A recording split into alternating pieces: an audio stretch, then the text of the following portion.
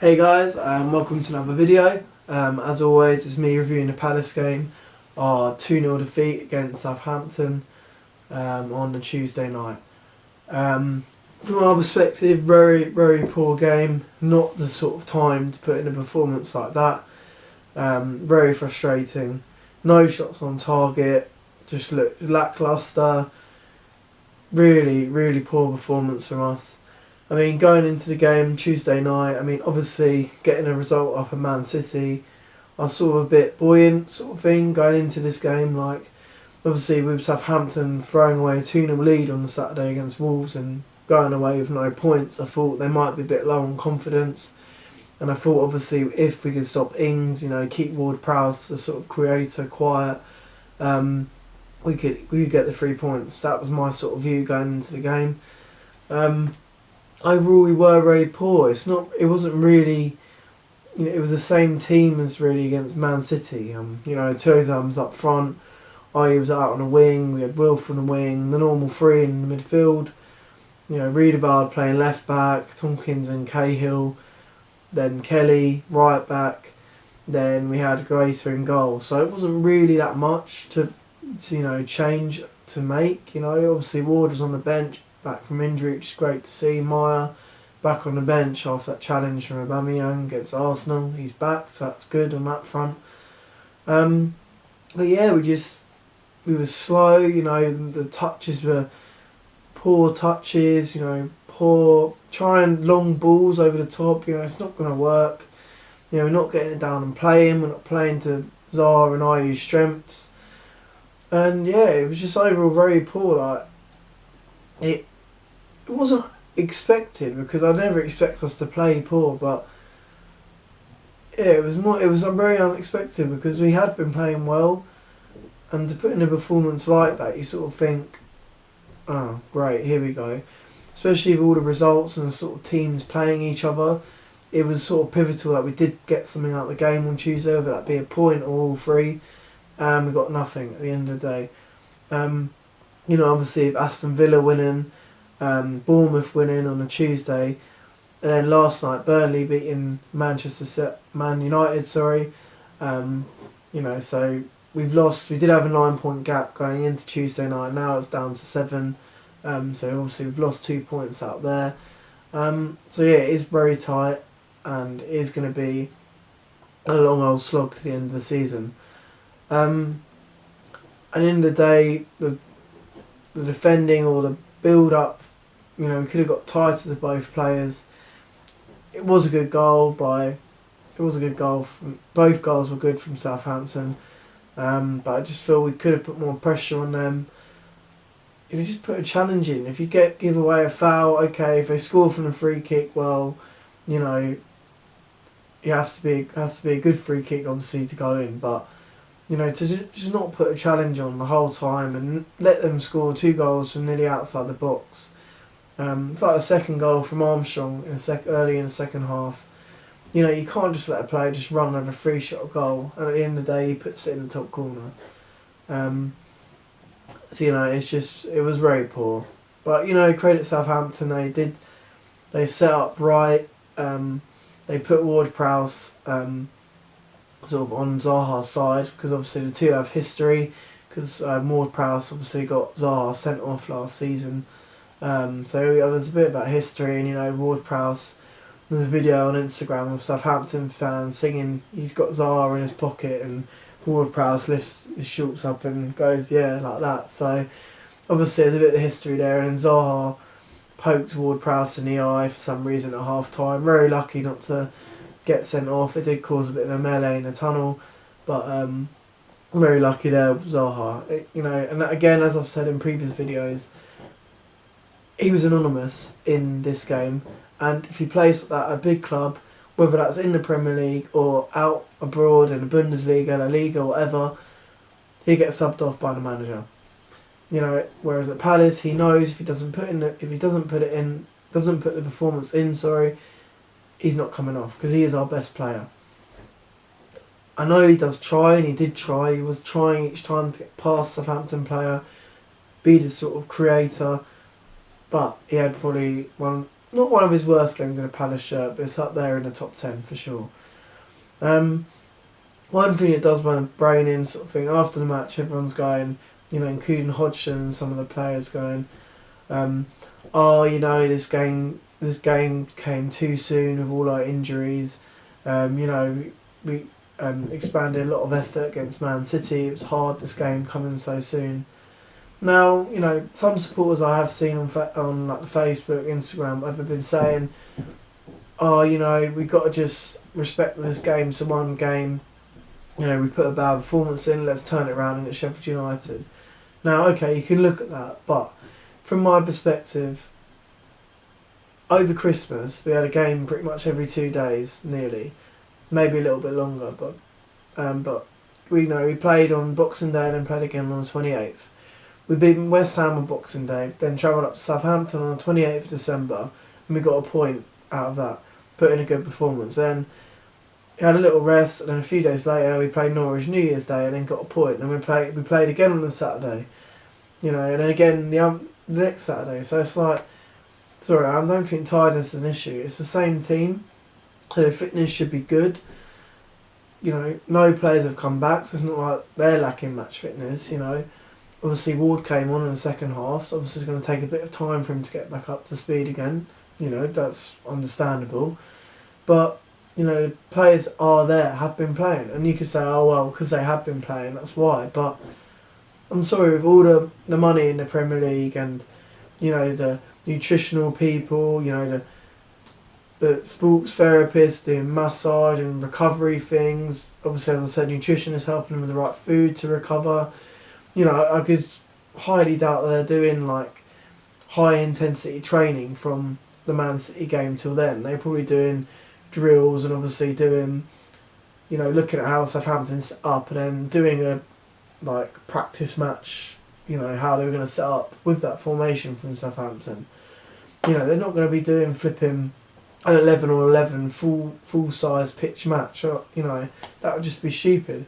So I don't really think from that factor how it can be an issue. Like, they would have probably stayed over at Manchester on a Saturday, come back on a Sunday, maybe had a rest day Sunday, or maybe trained in the afternoon Sunday, then maybe had a light session on the Monday, and then a light sort of warm up match on warm up training on the Tuesday on the day of the game.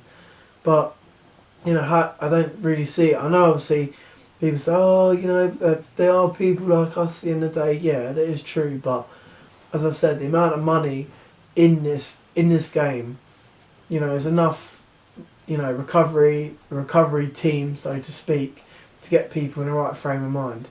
In the day, it is over 48 hours between both games. Like, at the end of the day, that performance is unacceptable, in my opinion. Some Palace fans might disagree with me, but I don't know, again, not a controversial statement, but I would take being trounced 3-4-0 by Man City to win at Southampton. I know people say, oh, that's why you're a small club mentality.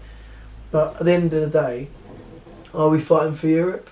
No, not at this current time. Are we fighting for relegation?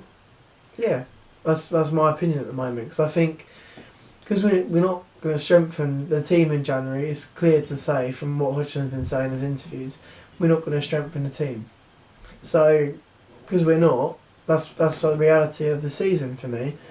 So at the end of the day, a team like ours, say your Newcastle, say your Norwiches, West Ham's, is you take what you can get against the big teams. Yeah, we've taken 2 points off of Arsenal and we've taken a point off Man City, and obviously beaten Man United at their place.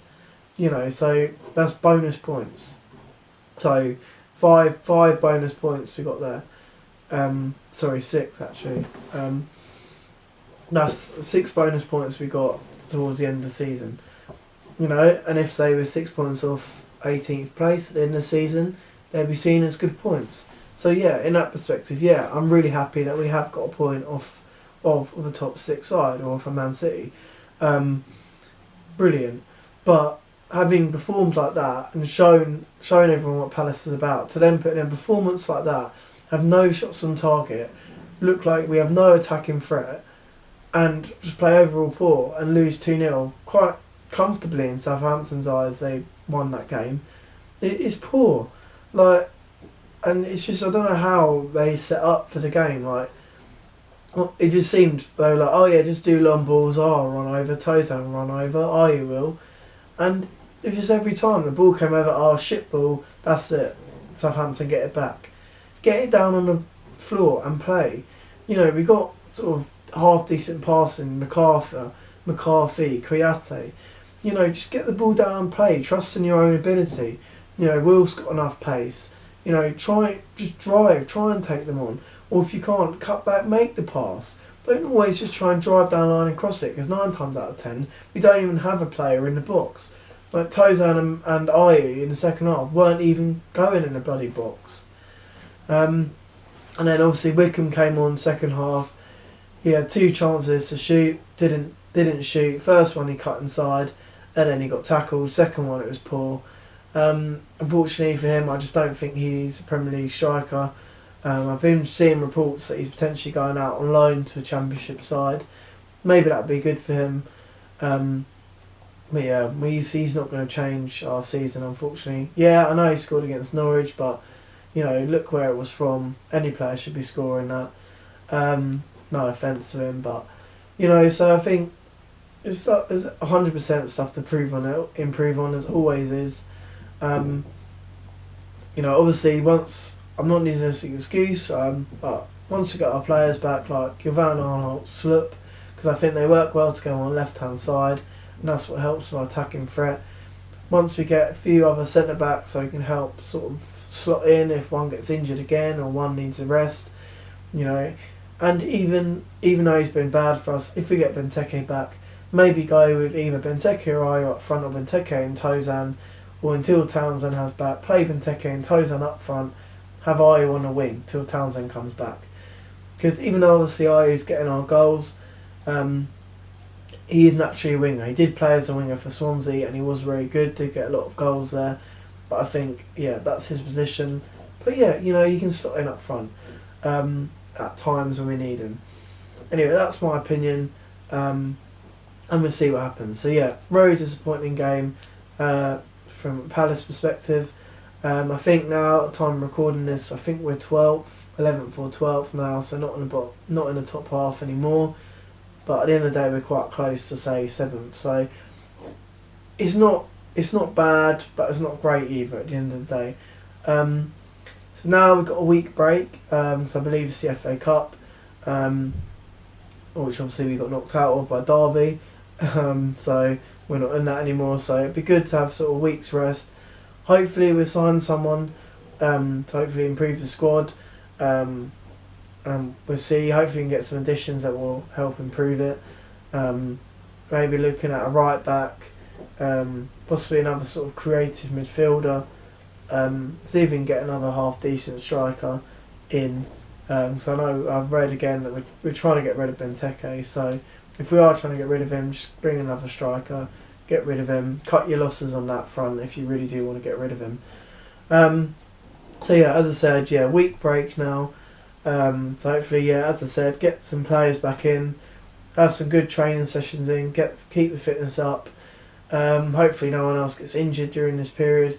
Then we go again against Sheffield United in a couple of weeks' time.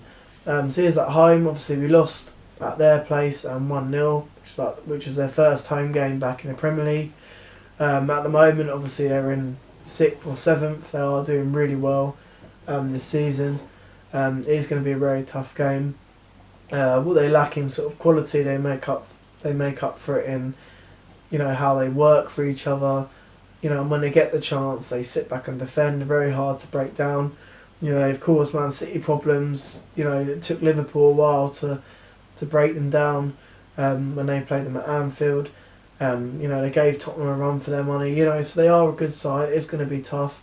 That's where you need a much better performance. You know, much better performance going into sort of the back end of the season. You know, got some hard games in Feb. Got some games playing the teams around us. So we need to start getting those points up, getting us up the table.